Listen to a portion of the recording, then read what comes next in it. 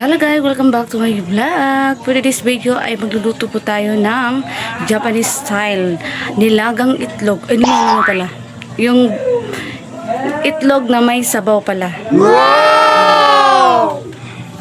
Pakita ko sa inyo guys. I will show you. Natutunan ko to sa aming may-ari ng aming boarding house noon. Yan, ganito pagluto. Ito yung aking mga sangkap guys na prepare. Ito ang ating ingredients guys na ating lulutuin itlog na may sabaw ngayon.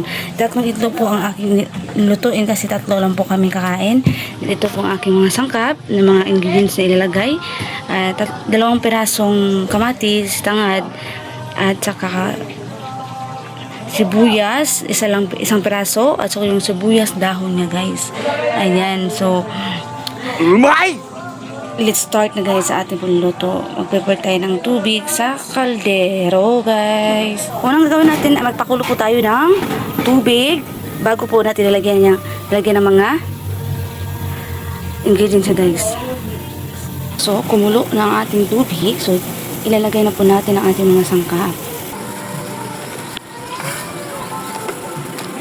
Yan, una ang sibuyas guys, din ating tangad pala at kamaris. So, lalagyan po natin siya ng asin ngayon at yung Ajinomoto. Tapos, natin lagyan natin sa 2, 3, 4. At saka yung asin. Asin natin ito. Kulang pa yan. Ayan. Lagyan konti. Ayan. Hintayin natin, pakuluan natin konti para maluto, para yung sibuyas, kamatis at saka yung tangad mangamoy-ngamoy. Yan guys, nakita niyo nag-color green na siya guys. So at lumabas na yung amoy niya guys sa mga ano po. Sangkap natin. So start, ilagay na po natin yung itlog ngayon. So wait lang. Isa-isahin natin. Yan.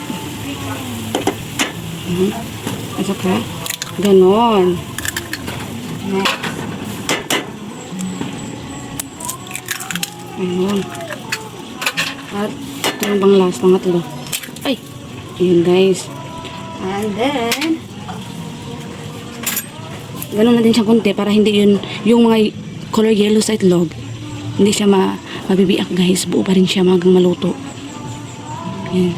Pakuluan natin konti guys. So tatakpan natin sa saglit.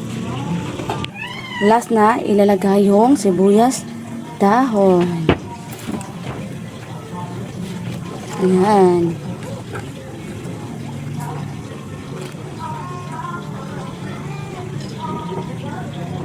Saka, ganun natin guys.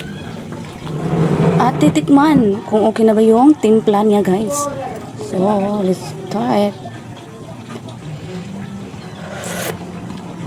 Ay, kulang siya ng asin. So, lalagyan pa natin ng asin. Wait lang.